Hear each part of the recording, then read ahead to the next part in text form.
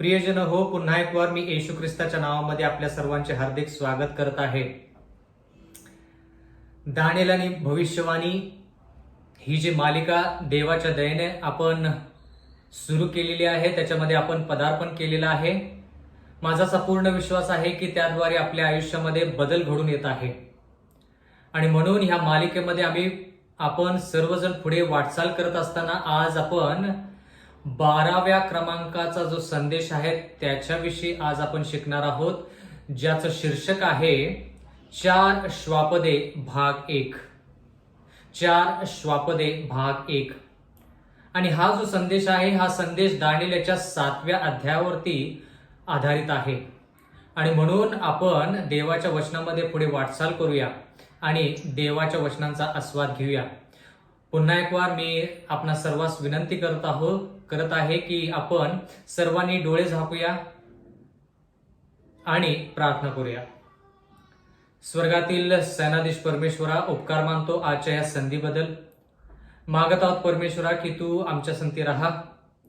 प्रेमळ पित्या, आम्ही ज्या गहन आणि गूढ गोष्टी शिकत आहोत, आमच्या पापामुळे आमची बुद्धी जी आहे ती कमकुवत झालेली आहे आणि म्हणून मागत आहोत की तुझं पवित्र आत्मा जो आहे तो पवित्र आत्म्यानं आमच्या आयुष्यामध्ये, आमच्या अंतःकरणामध्ये कार्य करावं. त्यानं आमच्या स्मरणशक्तीला स्पर्श करावं, त्याने आमच्या बुद्धिमत्तेला स्पर्श करावं, जेणेकरून जे गोष्टी समजण्यासाठी कठीण आहेत त्या गोष्टी सोप्यारित्या आम्हाला समजल्या जातील. आणि एवढंच नाही तर परमेश्वरा, त्याचं आचरण दैनंदिन जीवनामध्ये घडावं म्हणून आम्हाला सहाय्य मदत कर. इथून पुढची वेळ आमचं सर्वस्व आम्ही तुझ्या हाती सोपवून देऊन नम्र विनंती येशूच्या नावात मागतो, म्हणून तो ऐक. आमेन. बंधू आणि भगिनींनो, आज आपण दानिएल याच्या 7व्या अध्यायामध्ये पदार्पण करणार आहोत आणि हे जे भाग आहेत हे 2, 3 किंवा 4 भागामध्ये देखील हा जो अध्याय आहे तो अध्याय विभागला जाईल. तर आज विशेष करून आपण हे शिकणार आहोत की दानिएल 7 मध्ये जी भविष्यवाणी आहे ती भविष्यवाणी आपल्यासाठी किती गरजेची आहे. जसं आपण दानिएल 1 ते 6 गोष्टीच्या रूपामध्ये पाहिलं आणि आता दानिएल 7 पासून आपण पुढे वाटचाल करणार आहोत दानिएल याच्या 12व्या अध्यायापर्यंत, तर त्या सर्व भविष्यवाण्या आहेत. म्हणजे दानिएल 7 ते दानिएल 12 ज्या भविष्यवाणी आहेत त्या कोणकोणत्या भविष्यवाणी आहेत ते आपण शिकणार आहोत. आणि त्या भविष्यवाण्या कशा पूर्ण होणार आहेत ते आपण दानिएल 1 ते दानिएल 6 पर्यंत पाहिलेलं आहे. दानिएल याचा 7वा अध्याय, पहिलं वचन. बाबेलचा राजा बेल्शाझर ह्याच्या कारकिर्दीच्या पहिल्या वर्षी दानिएल आपल्या पलंगावर पडला असता त्याला स्वप्न पडले व त्याच्या डोक्यात दृष्टांत घोळू लागले. मग त्याने ते स्वप्न लिहून काढले व त्याचे सार कथन केले. आता ह्या ठिकाणी असं लिहिलंय बाबेलचा राजा बेल्शाझर, पण आपण पाहिलेलं आहे दानिएल 5 मध्येच बेल्शाझरचा वध झाला आणि मेदी पार्शीचं राज्य आलं. म्हणजे आपण त्या संदेशामध्ये असं पाहिलं होतं की बेल्शाझर राजाचा जो वध आहे तो दानिएल 5 मध्ये झालेला आहे. म्हणजे थोडक्यात क्रमानुसार पाहिलं तर दानिएल 7वा अध्याय जो आहे तो दानिएल 7वा अध्याय दानिएल 4थ्या अध्यायाच्या नंतर आला पाहिजे. माझी अशी आशा आहे की हे जे विचार आहेत, हे जे अध्ययन आहे ते तुम्हाला समजत आहे. दानिएल हा 7वा अध्याय जो आहे तो दानिएल याच्या 5व्या अध्यायाच्या अगोदर आणि दानिएल याच्या 4थ्या अध्यायाच्या नंतर आला पाहिजे, कारण की या ठिकाणी बेल्शाझर जिवंत आहे असं आपण दानिएल याच्या 7व्या अध्यायामध्ये पाहत आहोत. म्हणजे थोडक्यात ह्या ठिकाणी बाबेलचं राज्य आहे थोडक्यात. पण दानिएल याच्या 6व्या अध्यायामध्ये आपण दार्यावेश विषयी शिकलो, आठवतं का? त्या ठिकाणी आपण मेदी पार्शी यांच्याविषयी शिकलो. म्हणजे दानिएल 6 देखील जो आहे तो दानिएल 6 अध्याय जो आहे तो मेदी पार्शीच्या राज्याविषयी आहे. म्हणजे दानिएल 7वा अध्याय देखील दानिएल 6व्या अध्यायाच्या अगोदर आला पाहिजे. क्रमानुसार जर पाहायचं तर, वेळानुसार जर पाहायचं तर, कारण की दार्यावेश जो आहे तो मेदी पार्शीच्या राज्यातला राजा आहे आणि बेल्शाझर जो आहे तो बाबिलोनचा आहे. म्हणजे थोडक्यात 7वा अध्याय 4थ्या अध्यायाच्या नंतर पाहिजे. तर थोडक्यात क्रमानुसार हे जरी अध्याय नसले तर आपल्याला ह्या ठिकाणी हे समजतं की देवाचं वचन जे आहे ते देवाचं वचन आपल्यासाठी अत्यंत महत्वाचं आहे. आता पुढे आपण शिकूया दानिएलचा 7वा अध्याय आणि 2रं वचन. दानिएलाने म्हटले, मी रात्री दृष्टांतात पाहिले तर 4 दिशाचे वारे महासागरावर सुटले. 4 दिशाचे वारे महासागरावरती सुटले. आता दानिएल आणि प्रगटीकरणाच्या ज्यावेळेस अभ्यास करतो आपण त्यावेळेस प्रत्येक शब्द जो आहे तो महत्वाचा आहे. तो शब्द त्याचा अर्थ काय आहे हे जर आपल्याला जाणून घ्यायचं असेल तर तो शब्द घ्यायचा आणि तो शब्द देवाच्या वचनामध्ये कसा वापरलेला आहे ते पाहायचं. मग आपल्याला कळतं की त्या शब्दाचा अर्थ काय. म्हणजे थोडक्यात ज्यावेळेस आपण एका शब्दाचा अर्थ जाणून घेण्याचा प्रयत्न करतो तर आपण शब्दकोशाकडे जातो, पण ह्या ठिकाणी देवाच्या वचनामध्येच त्याचं उत्तर आपल्याला प्राप्त होतं. तो शब्द घ्यायचा आणि तो शब्द बाकीच्या वचनामध्ये कसा वापरलेला आहे ते थोडक्यात पाहायचं. आता ह्या ठिकाणी देवाचं वचन काय म्हणतं दानिएल 7:2 मध्ये 4 दिशाचे वारे. आता 4 दिशाचे वारे म्हणजे काय आणि या ठिकाणी असं लिहिलंय ते 4 दिशाचे वारे महासागरावरती सुटले. आता थोडक्यात वारे जे आहे त्याच्याविषयी आपण विचार करूया. वारं म्हणजे काय, वादळ म्हणजे काय. म्हणजे थोडक्यात वारं किंवा वादळ हे जे आहे हे समानार्थी शब्द आहे. म्हणून जर आपल्याला वारे म्हणजे काय हे जर पाहायचं असेल तर आपण नीतिसूत्रेचा पहिला अध्याय नीतिसूत्रेचा पहिला अध्याय आणि 27वं वचन जर वाचलं तर ह्या ठिकाणी लिहिलेलं आहे, वादळाप्रमाणे तुमच्यावरती संकट येईल आणि तुफानाप्रमाणे तुम्हाला विपत्ती प्राप्त होईल. विपत्ती व उद्वेग ही तुमच्यावर ओढवतील. म्हणजे वारं जे आहे त्याची तुलना विपत्ती, त्याची तुलना संकट, त्याची तुलना एका तुफानाप्रमाणे केलेली आहे.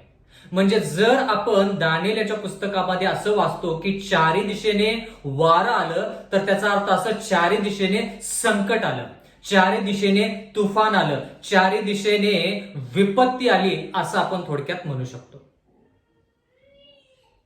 म्हणजे प्रत्येक शब्द जवळपास महत्वाचा आणि म्हणून इथून पुढं देवाचं वचन शिकत असताना आपल्याला थोडा जास्त वेळ लागेल कारण की भविष्यवाणी आहेत. तर कृपा करून तुम्ही शेवटपर्यंत संदेश ऐका, मग आपल्याला त्या संदेशाचा आशीर्वाद नक्कीच मिळेल. या ठिकाणी वारं म्हणजे वादळ, वादळ म्हणजे या ठिकाणी संकट. आता जर पूर्ण जगावरती संकट येतं म्हणजे काय येतं, जर आपण ह्या संकटाचा जर विचार केला तर हे संकट काय आहे, विपत्ती काय आहे, हे तुफान काय आहे हे जर आपण पाहिलं तर आपण थोडक्यात असा विचार करू शकतो की ह्या जगामध्ये जे त्रास संकट आहेत त्यातला एक त्रास संकट म्हणजे लढाई. एक राज्य दुसऱ्या राज्यावरती लढाई करतं, दुसरं राज्य तिसऱ्या राज्यावरती लढाई करतं आणि त्याच्यामुळे पूर्ण जगावरती काय येतं, संकट येतं. म्हणजे ह्या ठिकाणी आपण असं पाहत आहोत की संकट काय येतं तर लोकांच्या दुष्टाईमुळे संकट येतं. त्रास संकट या जगावरती देव जरी परवानगी देत असला तरी लोकांच्या पापामुळे ह्या जगावरती त्रास संकट येत आहे. आणि ह्या ठिकाणी असं लिहिलंय 4 दिशेचे वारे. आता वारं हे हा शब्द जो आहे हा संकटाला दर्शवतो. म्हणजे थोडक्यात ह्या जगामध्ये जे वेगवेगळे देश आहेत, वेगवेगळे राष्ट्र आहेत, त्यांच्यामध्ये संकट निर्माण झालं, त्यांच्यामध्ये विपत्ती आली, म्हणजे त्यांच्यामध्ये लढाई सुरू झाली आणि ह्या लढाईचा जो निष्कर्ष आहे त्या निष्कर्षाद्वारे काय उत्पन्न झालं ते आज आपण शिकायचं. जगातले मोठमोठे हे जे राष्ट्र त्या काळामध्ये जे होते त्यांच्याद्वारे आणि आत्ताच्या काळामध्ये आहेत त्यांच्याद्वारे ज्या लढाया होतात त्या लढायांद्वारे काय निष्कर्ष येतो ते आपण थोडक्यात या ठिकाणी पाहूया. या ठिकाणी असं लिहिलंय की 4 वारे. वारे म्हणजे काय, संकट. संकट म्हणजे थोडक्यात जर आपण जास्त खोल विचार केला तर लोकांची दुष्टाई, लोकांचे वाईट विचार, लोकांचे दुष्कर्मे किंवा दुष्ट विचार किंवा दुष्ट कृती ह्याला आपण वारा असं म्हणू शकतो. म्हणजे हे जे वारा आहे हे चारी दिशेने आलं, म्हणजे जवळपास कल्पना करा की दोन राष्ट्र जरी ह्या जगामध्ये लढत असतील तर त्याचा परिणाम जो आहे तो पूर्ण जगावरती पडतो. मग हे मोठमोठाली जी राष्ट्र आहेत ह्या राष्ट्रांमध्ये जर लढाई झाली तर बाकीचे राष्ट्र जरी शांत असले तरी त्यांना त्याची इजा पोहोचते. आणि म्हणून या ठिकाणी आपण असं पाहत आहोत की चारी दिशा म्हणजे जवळपास पूर्ण जगावरती 4 अंक परमेश्वराच्या वचनामध्ये जगभर ह्या गोष्टीला दर्शवतो. 4 वारे म्हणजे थोडक्यात 4 दिशा, पूर्व पश्चिम उत्तर दक्षिण 4 दिशा म्हणजे पूर्ण जगभर. म्हणजे थोडक्यात पूर्ण जगभर ज्यावेळेस लढाई आणि त्याच्यामध्ये आलेला त्रास संकट जो आहे तो त्रास संकटामुळे काय झालं ते आपण थोडक्यात पाहूया. आता ह्या ठिकाणी असा शब्द वापरलेला आहे की महासागरावरती ते वारं सुटलेलं आहे. महासागरावरती ते वारं सुटलेलं आहे. बंधू आणि भगिनींनो, ह्या ठिकाणी आज आपण प्रत्येक शब्द उचलायचा आणि तो शब्द देवाच्या वचनामध्ये कसा वापरलाय ते पाहायचा. आता महासागर, चारी दिशेने वारं महासागरावरती सुटले असं देवाचं वचन म्हणतं. महासागर म्हणजे काय? प्रगटीकरण याचा 17वा अध्याय 15 वचन. महासागर म्हणजे काय या ठिकाणी देवाचं वचन म्हणतं, आणखी तो मला म्हणाला, जेथे कलावंतीन बसली आहे तेथे जे जलप्रवाह तू पाहिलेस ते लोक, जनसमूह, राष्ट्रे व निरनिराळ्या भाषा बोलणारे असे आहेत. म्हणजे महासागर म्हणजे जलप्रवाह, महासागर म्हणजे थोडक्यात पाणी, म्हणजे पाणी, जलप्रवाह किंवा महासागर या तिन्ही गोष्टी ज्या आहेत त्या एकच. पण त्याचा अर्थ काय? त्याचा अर्थ म्हणजे लोक, त्याचा अर्थ म्हणजे जनसमुदाय किंवा जनसमूह, राष्ट्रे, निरनिराळ्या भाषा बोलणारे लोक असे आहेत. म्हणजे आता आपण परत एकदा दानिएलचा 7वा अध्याय आणि 2रं वचन परत शिकूया. या ठिकाणी असं लिहिलेलं आहे, दानिएलाने म्हटले, मी रात्रीच्या दृष्टांतात पाहिले तर चारी दिशांचे वारे महासागरावरती सुटले. म्हणजे चारी दिशेने लढाई ज्यावेळेस सुरू झाली मोठमोठ्या राष्ट्रांमध्ये, त्याच्यामुळे जगामध्ये म्हणजे महासागरावरती म्हणजे लोकांमध्ये म्हणजे जनसमुदायामध्ये वेगवेगळ्या गोष्टी अस्तित्वात आल्या. म्हणजे महासागर म्हणजे वेगवेगळे राष्ट्र, म्हणजे वेगवेगळ्या राष्ट्रांवरती लोकांच्या दुष्टाईचा परिणाम पडला. लोकांचे जे दुष्ट विचार आहेत, त्यांची कृती जी आहे त्याचा जो प्रभाव आहे तो पूर्ण जगावरती पडला. आणि त्या ठिकाणी देवाचं वचन म्हणतं दानिएल 7:3 मध्ये, आणि भिन्न भिन्न अशी 4 मोठाली श्वापदे समुद्रातून बाहेर निघाली.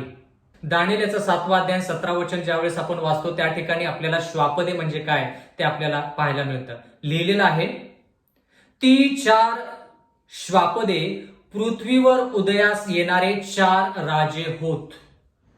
आता 4 राजे जरी शब्द वापरला असला तरी अशातला भाग नाही की एका राज्यातले 4 राजे, एका राज्यातले 4 राजे असं आपण म्हणून चालणार नाही.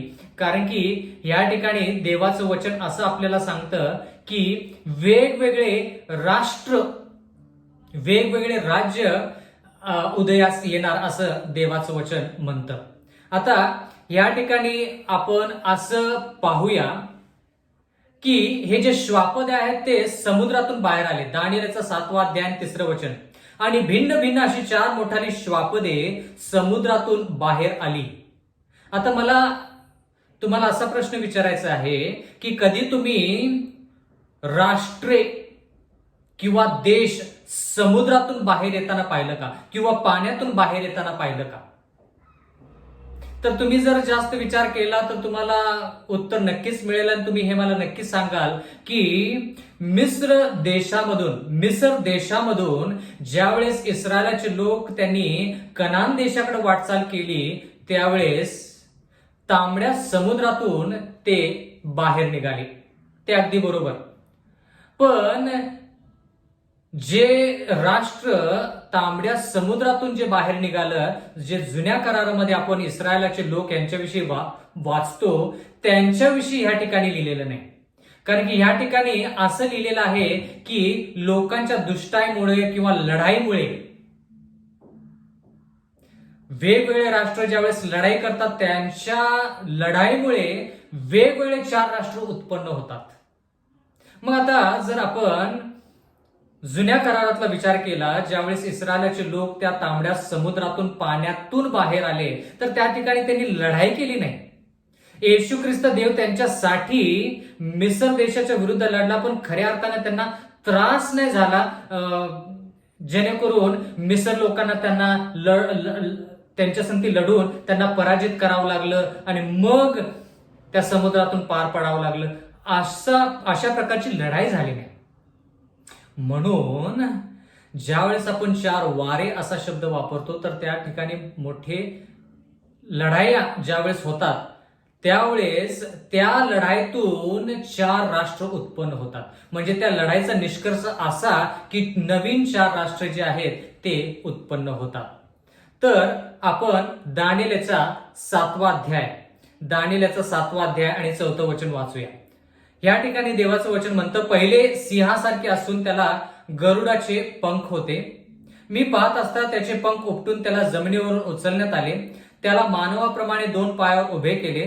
त्याला मानवाचे हृदय दिले. आता टप्प्याटप्प्याने आपण शिकूया. दानिएल 7:4 मध्ये लिहिलेलं आहे, पहिलं जे राष्ट्र आहे ते राष्ट्र सिंहासारखे आहे. आता ज्यावेळेस आपण दानिएलचा 7व्या अध्यायाचा अभ्यास करत असतो त्यावेळेस दानिएल 2 आणि दानिएल 7 हे दोन्ही अध्याय एकाच भविष्यवाणीविषयी सांगतात का वेगवेगळ्या भविष्यवाणीविषयी सांगतात हे जाणून घेणं फार गरजेचं आहे. म्हणजे पहिला मुद्दा या ठिकाणी स्पष्ट काय केला पाहिजे आपण की दानिएल 2 आणि दानिएल 7 एकामेकाशी संलग्न आहेत की नाहीत, किंवा दानिएल 2 मध्ये जी भविष्यवाणी दिलेली आहे ती दानिएल 7 मध्ये आहे का दानिएल 7 ची भविष्यवाणी वेगळी आहे आणि दानिएल 2 ची पण भविष्यवाणी वेगळी आहे. हे जोपर्यंत आपण स्पष्ट करत नाही तोपर्यंत दानिएल याच्या 7व्या अध्यायामध्ये जो दृष्टांत दानिएलाने पाहिला त्याच्यामध्ये आपण पदार्पण करू शकत नाही. म्हणून ज्या गोष्टी सुरुवातीला पूर्ण करायच्या त्या सुरुवातीला आपण पूर्ण करूया. दानिएल याचा 7वा अध्याय 4थं वचन असं म्हणतं की पहिले जे श्वापद आहे ते सिंहासारखं आहे. म्हणजे आपण आता मुद्दे पाहत आहोत याच्यासाठी की दानिएल 2 आणि दानिएल 7 एकच आहेत का वेगवेगळे आहेत. म्हणजे भविष्यवाण्या ज्या आहेत त्या एकच भविष्यवाणी आहे का वेगवेगळे आहे. कारण की लोक तुम्हाला प्रश्न विचारतील, ते म्हणतील देखील दानिएल 2 मध्ये जी भविष्यवाणी आहे ती वेगळी आहे आणि दानिएल 7 मध्ये जी आहे ती वेगळी आहे. मग आपण काय करायचं. म्हणून सुरुवातीला आपण काय केलं पाहिजे, त्या गोष्टी संलग्न आहेत की नाही किंवा एकच आहेत का नाही हे पाहायचं. त्याच्यासाठी आपण काही मुद्दे घेणार आहोत. तर ह्या ठिकाणी लिहिलेलं आहे पहिले जे स्वापद आहे, पहिलं जे राष्ट्र आहे ते सिंहासारखं आहे. आता पहिला मुद्दा नंबर 1 की दानिएल 2 आणि दानिएल 7 समरूप किंवा एकसारखे का आहेत, किंवा दानिएल 2 मध्ये भविष्यवाणी आणि दानिएल 7 मधली भविष्यवाणी एकच भविष्यवाणी आहे हे कशावरून. मुद्दा नंबर 1 यिर्मयाचा 50वा अध्याय आणि 17 वचन. यिर्मयाचा 50वा अध्याय आणि 17 वचन. इस्रायल भटकलेले मेंढरू आहे, सिंहानी त्याला बुजवले आहे. त्याला प्रथम खाणारा अश्शूरचा राजा, शेवटी त्याची हाडे मोडणारा बाबेलचा राजा नबुकदनेझर.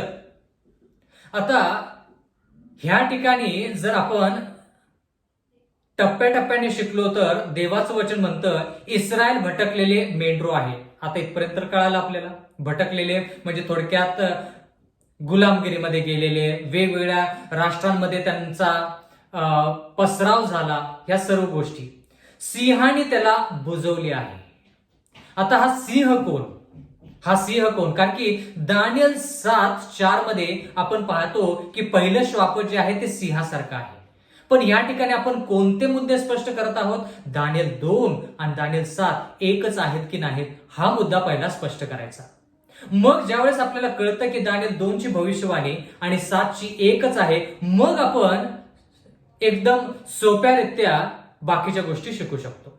आता ह्या ठिकाणी असं लिहिलेलं आहे यिर्मया 50:17 मध्ये, सिंहाने त्याला बुजवलेलं आहे. म्हणजे इस्रायलला सिंहाने बुजवले आहे. पण ह्या ठिकाणी सिंह काय लिहिलेला आहे?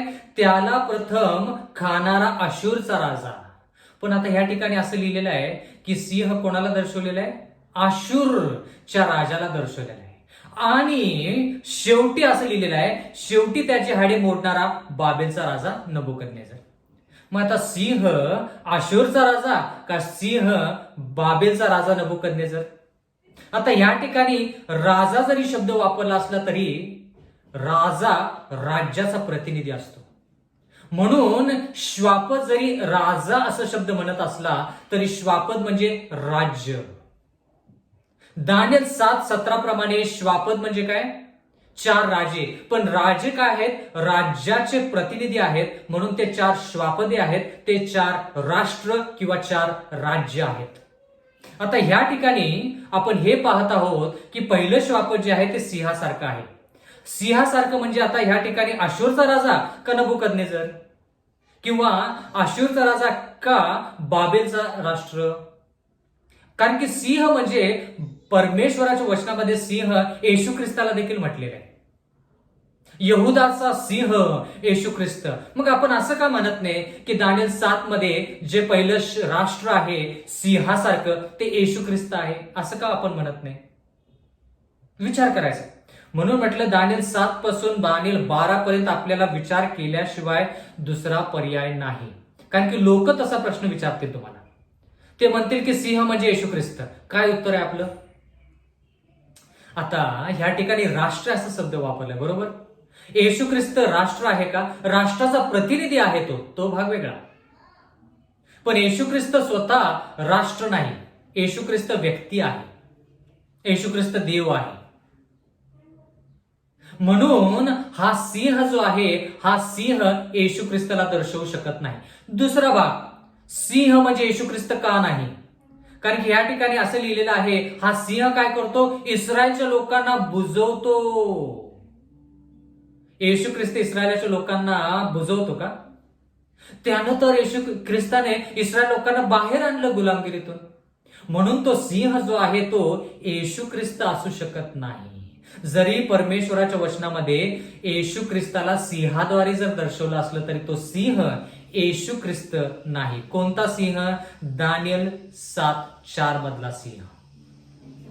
मग आपण असंही देवाच्या वचनामध्ये वाचतो की नवीन करारामध्ये जो सिंह आपण पाहतो तो सैतानाला दर्शवतो.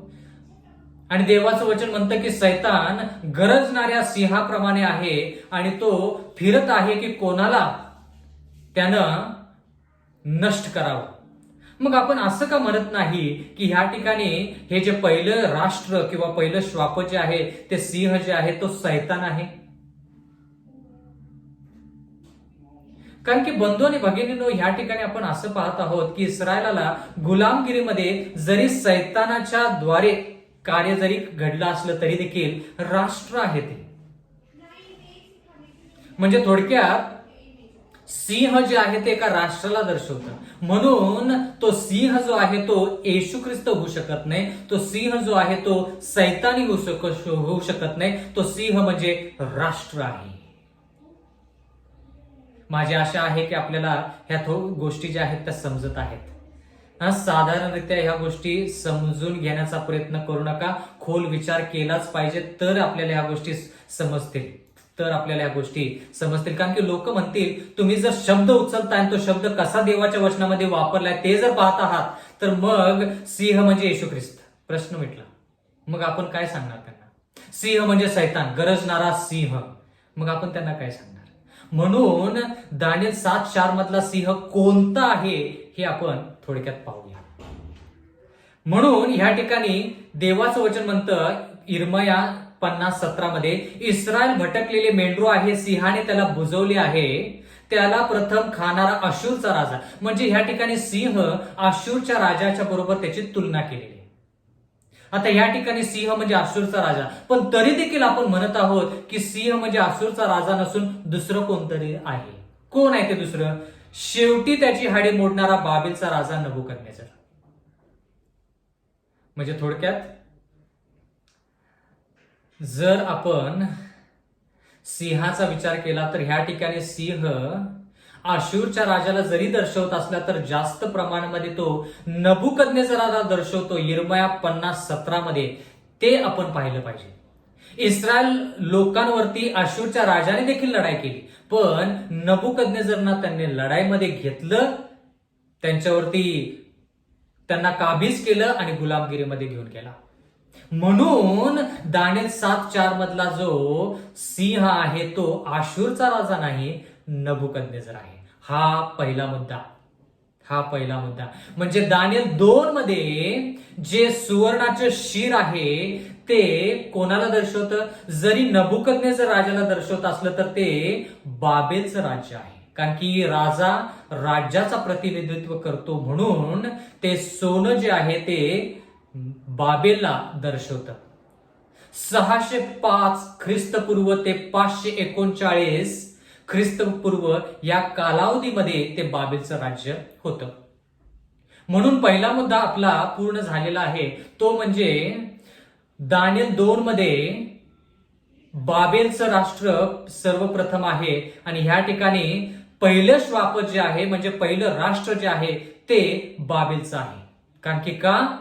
ह्या ठिकाणी जो सिंह दर्शवलेला आहे तो सिंह जो आहे तो येशू ख्रिस्त नाही, सैतान नाही, आशूरचा राजा नाही, तर बाबेलोन म्हणजे थोडक्यात नबुकदनेस्सर आहे.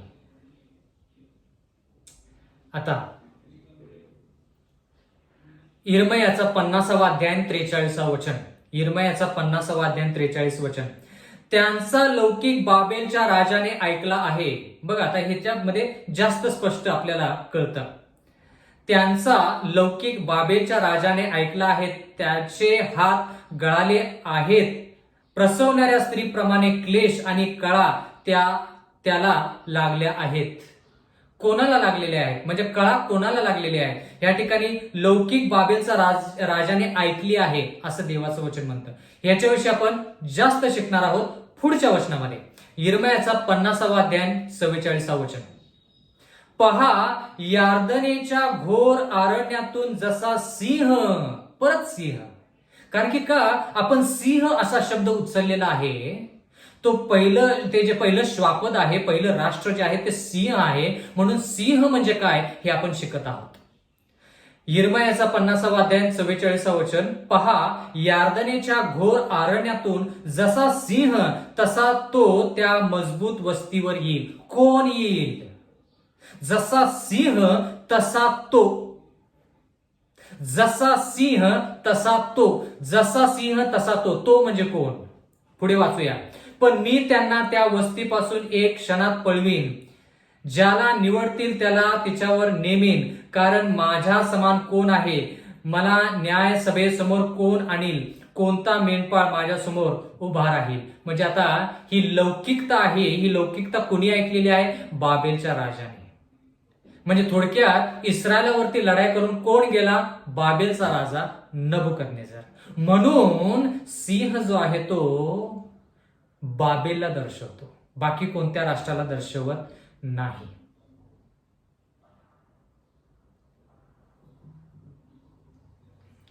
बंधू आणि भगिनींनो, हा झाला पहिला मुद्दा. दुसरा मुद्दा की दानिएल 2 आणि दानिएल 7 एकच भविष्यवाणी आहे का वेगवेगळे आहेत? त्यांच्यामध्ये काही समानता आहे का? त्याच्यामध्ये काही संलग्नता आहे का हे आपण पाहत आहोत. जर नसेल तर वेगवेगळे, जर असेल तर आपण मग स्पष्टपणे म्हटलं पाहिजे दानिएल 2 मध्ये जी भविष्यवाणी आहे तीच दानिएल 7 मध्ये आहे, पण वेगळ्या रूपामध्ये आहे.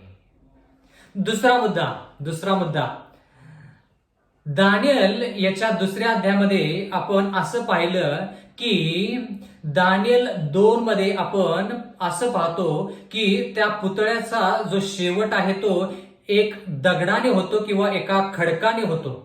हात न लागता एक दगड येतो आणि त्या पुतळ्याचं पूर्णपणे चूर्ण करतो. बरोबर. तर दानियल 7 मध्ये पाहूया की तशाच प्रकारचा भाग ह्या ठिकाणी नमूद केलेला आहे का नाही. म्हणजे दानियल 2 मध्ये आपण पाहतो की शेवटचं राज्य जे आहे ते येशू ख्रिस्ताचं आहे आणि ते अविनाशी असं राज्य आहे.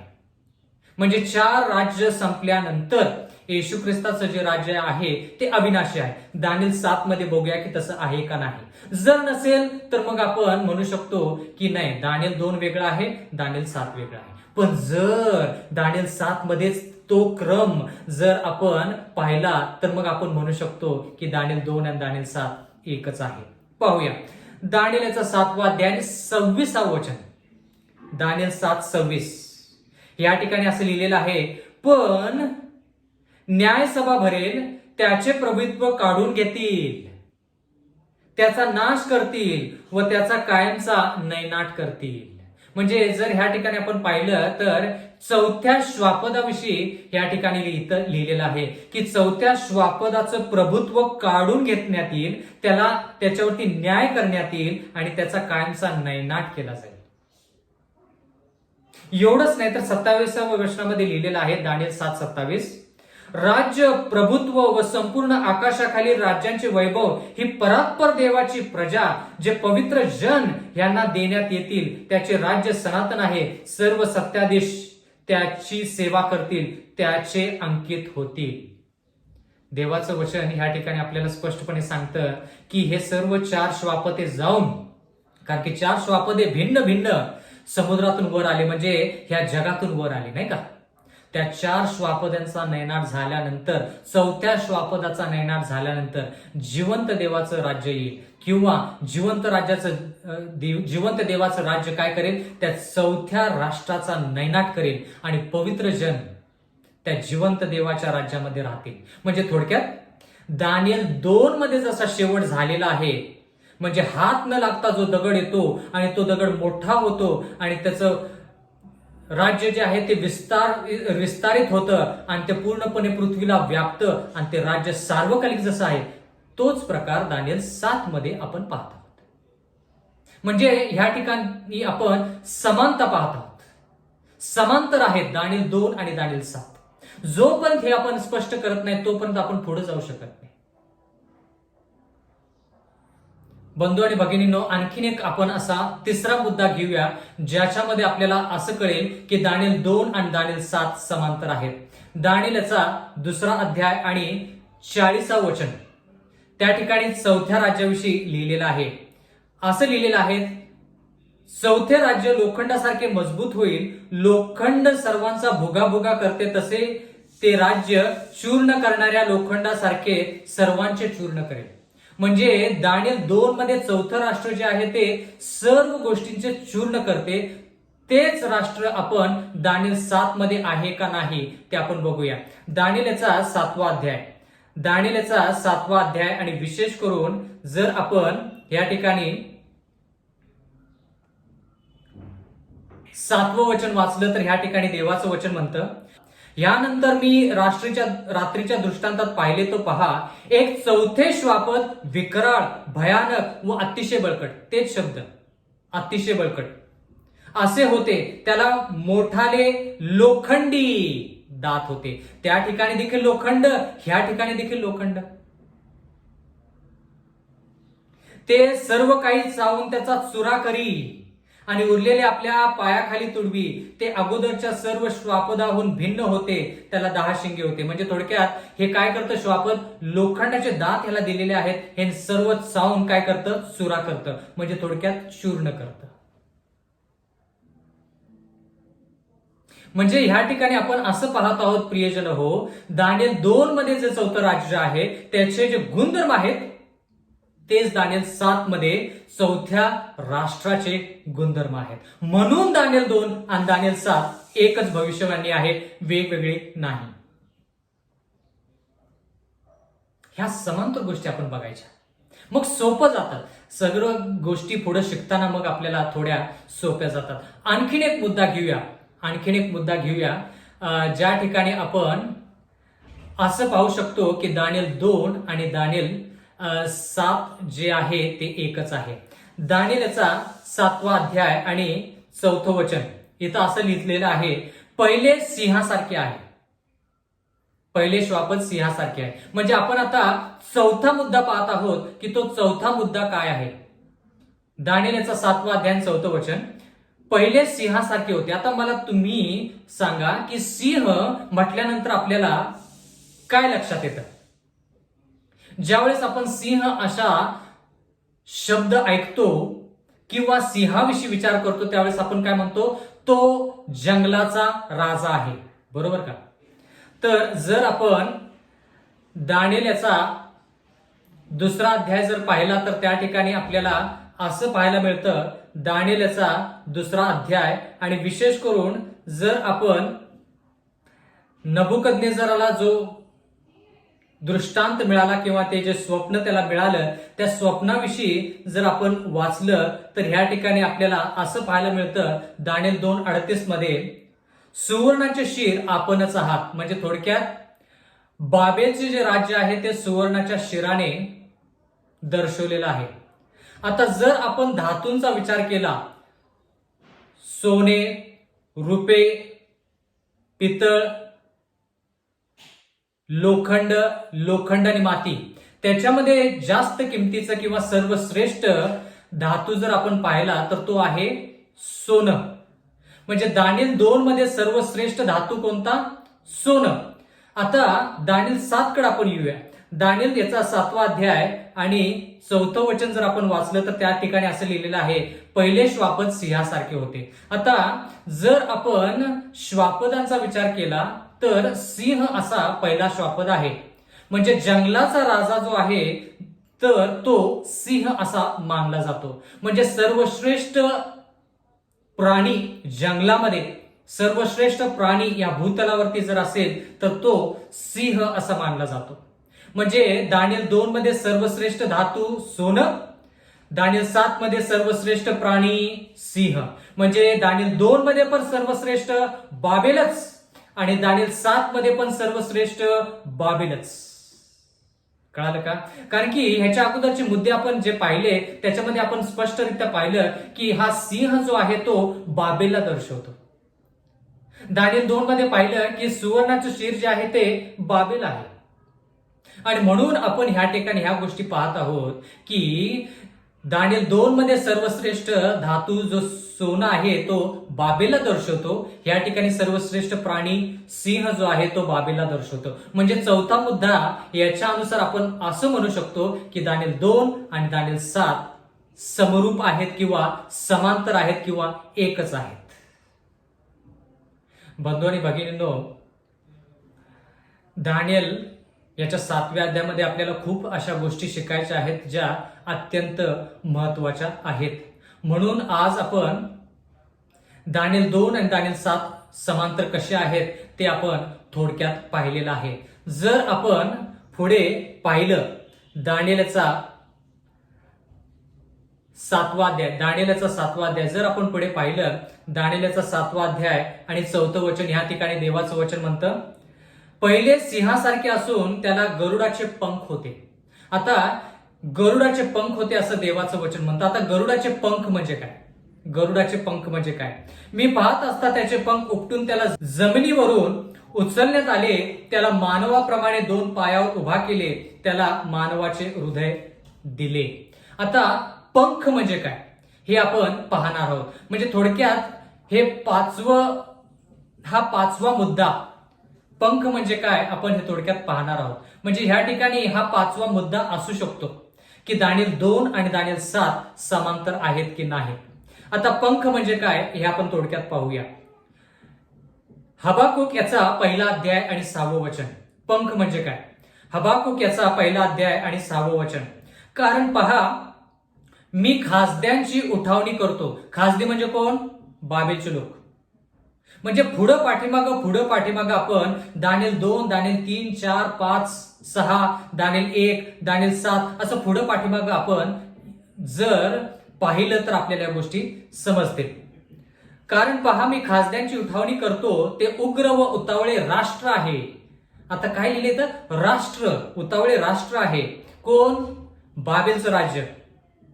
जी स्थले त्यांची नाहीत त्यांचा ताबा घ्यावा म्हणून ते पृथ्वीवर फिरत असतात. उतावळे का आहेत? कारण की ज्या गोष्टी त्यांच्या नाहीत त्या गोष्टी ते आत्मसात, ज्या गोष्टी त्यांच्या नाहीत त्या गोष्टी त्यांना घेऊशी वाटतात, म्हणून ते उतावळे व उग्र असे राष्ट्र आहे. हबाकुक याचा पहिला अध्याय 7 वचन, ते दारुण व भयंकर आहेत. ते भयंकर आहेत. पुढे लिहिलेलं आहे, त्यांचा न्याय व त्यांचे वैभव त्यांचे स्वतःचेच आहे. म्हणजे त्यांनी ज्या गोष्टी मिळवल्या त्या स्वतःच्याच हिमतीवरती मिळवल्या असं त्या ठिकाणी लिहिलेलं आहे. म्हणजे थोडक्यात जे राष्ट्र आपण विचार करत आहोत, खासदी बाबेलचं जे राष्ट्र आहे ते राष्ट्र कसं आहे? उतावळं असं राष्ट्र आहे. पण विशेष करून आज आपण आत्ता ह्या क्षणाला पंख म्हणजे काय शिकत आहोत. कारण त्या सिंहाला गरुडासारखे पंख आहेत. कधी तुम्ही असा सिंह पाहिला का की त्याला गरुडासारखे पंख आहेत? बंधू आणि भगिनींनो, ह्या ठिकाणी खासदी लोकांविषयी लिहिलेले आहे. सिंहाला पंख आहेत आणि खासदी लोकांच्या विषयी आपण हबाकुक मध्ये पाहत आहोत. पाहूया की त्यांना पंख आहेत का, पंखांविषयी आणि त्यांच्यामध्ये काय संबंध आहे का. हबाकुक याचा पहिला अध्याय आणि 7 वचन, ते दारुण व भयंकर आहेत, त्यांचा न्याय व त्यांचे वैभव त्यांचे स्वतःचेच आहे. हबाकुक याचा पहिला अध्याय 8 वचन, महत्वाचं वचन आहे, सर्वांनी लक्षपूर्वक ऐका. त्यांचे घोडे चित्त्याहून वेगवान आहेत. बर का? कोणाचे घोडे? खासदी. खासदी म्हणजे कोण? बाबेल. बाबेल त्यांचे घोडे चित्त्याहून वेगवान आहेत व संध्याकाळी बाहेर पडणाऱ्या लांडग्यांपेक्षा क्रूर आहेत. कोण? बाबेल. त्यांचे घोडेस्वार दौड करतात. त्यांचे घोडेस्वार काय करतात? दौड करतात. हे कोणाविषयी लिहिले? बाबेलविषयी. त्यांचे घोडेस्वार दुरून येतात, खाऊन टाकण्यास त्वरा करणाऱ्या गरुडासारखे ते धावतात. खाऊन टाकण्यास त्वरा करणाऱ्या गरुडासारखे ते धावतात. म्हणजे ह्या ठिकाणी सिंहाला गरुडाचे पंख जे आहेत ते, ह्या गरुडाचे पंख ह्या ठिकाणी काय दर्शवतात? गती, वेगवान आहेत असं देवाचं वचन म्हणतं. परत एकदा ते वाक्य मी तुमच्यासाठी परत वाचतो. त्यांचे घोडे चित्त्याहून वेगवान आहेत. वेग, पंख, गतीला, वेग ह्या गोष्टीला दर्शवतात. म्हणजे बाबेल जे आहे ते गतिशील असं राष्ट्र आहे, वेगवान असं राष्ट्र आहे. पुढे असं आपण वाचलेलं आहे हबाकुक याच्या पहिल्या अध्यायामध्ये 8व्या वचनामध्ये. परत ते वाक्य वाचतो तुमच्यासाठी. त्यांचे घोडेस्वार दुरून येतात, खाऊन टाकण्यास त्वरा करणाऱ्या गरुडासारखे ते धावतात. म्हणजे थोडक्यात काय? ते गतिशील असे आहेत. म्हणजे पंख गतीला दर्शवतात. आणि दुसरा भाग या ठिकाणी आपण असे पाहत आहोत स्पष्टरित्या की खासद्यांविषयी लिहिलेलं आहे. म्हणजे गरुडाचे पंख ह्या ठिकाणी गरुडाची गती, म्हणजे थोडक्यात ते राष्ट्र गतिशील आहे असं देवाचं वचन म्हणतं. म्हणजे थोडक्यात इथून पुढं बाकीच्या श्वापदांविषयी ज्यावेळेस आपण शिकू, ज्या ज्या ठिकाणी पंख असा शब्द वापरला जाईल ते पंख गतीला दर्शवतात हे आपण जाणून घेतलं पाहिजे. इथून पुढे आपण श्वापदाविषयी शिकणार आहोत. श्वापद म्हणजे राष्ट्र हे आपण जाणून घेतलं पाहिजे. कारण की आज त्या गोष्टी आपण स्पष्ट केलेल्या आहेत. महासागर ह्या ज्या गोष्टी आहेत, महासागर म्हणजे राष्ट्रे, जनसमूह, जनसमुदाय, लोकसमुदाय हे आपण जाणून घेतलं पाहिजे. 4 वारेच्या दिशे, 4 वारे म्हणजे थोडक्यात जगामध्ये होणारे संकट, विपत्ती, लढाई या सर्व गोष्टींना दर्शवते. म्हणजे बंधू आणि भगिनींनो, आज आपण दानिएलच्या 2ऱ्या अध्यायामध्ये 7व्या अध्यायामध्ये समांतर काय आहे आणि दानिएलच्या 7व्या अध्यायामधलं पहिलं राष्ट्र काय आहे हे थोडक्यात आपण पाहिलेलं आहे. तर मला तुम्हाला आज फक्त एकच गोष्ट सांगायची आहे आणि ती म्हणजे जर आपण 4 ते 5 मुद्दे जे पाहिलेले आहेत की दानिएल 2 आणि दानिएल 7 काय आहेत, त्याच्यावरून आपण म्हणू शकतो की दानिएल 2 ची जी भविष्यवाणी आहे ती वेगळ्या रूपामध्ये दानिएल 7 मध्ये लिहिलेली आहे. बंधू आणि भगिनींनो, हे जे वचन आहेत हे वचन अतिशय महत्वाचे आहेत आणि याच्यामध्ये आपण जास्त शिकणार आहोत. तर माझी कळकळीची आग्रहाची विनंती आहे की येणाऱ्या काळामधले जे संदेश आहेत त्या संदेशाकडे तुम्ही नक्कीच लक्ष द्या, जेणेकरून आपल्या आध्यात्मिक वाढीमध्ये, आपल्या आध्यात्मिक जीवनामध्ये वाढ होईल आणि त्याच्याद्वारे देवाची स्तुती आणि भक्ती होईल. देव आपणा सर्वांस आशीर्वाद देव. आपण प्रार्थना करूया. स्वर्गातील सेनाधीश परमेश्वरा, उपकार मानतो ह्या संधीबद्दल. मागत आहोत परमेश्वरा की तुझ्या इच्छानुसार ज्या गोष्टी आम्ही शिकत आहोत त्या गोष्टी आम्ही सातत्याने शिकाव्यात, कारण की ह्या गोष्टी आम्ही दैनंदिन जीवनामध्ये वापरत नाही. आणि म्हणून देवा, माझी अशी इच्छा आहे की जे लोक हे देवाचं वचन ऐकतील त्यांनी इतरांना हे देवाचं वचन सांगावं, जेणेकरून हे वचन त्यांच्या स्वतःच्या अंतःकरणामध्ये राहील. आमच्या स्मरणशक्तीला स्पर्श कर. मागत आहोत परमेश्वरा की आमचं सर्व आयुष्य तुझ्या हातामध्ये घे, आम्हाला तू चालव आणि जशी आज संधी दिलीस तशीच पुन्हा एक वार आम्हाला संधी दे. परमेश्वरा, कोणताही व्यत्यय न येता आम्ही तुझं वचन सातत्याने शिकावं, कोणताही खंड न पडता तुझं वचन शिकावं असं होऊ दे. इथून पुढची वेळ आमचं सर्वस्व तुझ्या हाती सोपवून देऊन नम्र विनंती येशूच्या नावात मागतो, म्हणून तो ऐक. आमेन.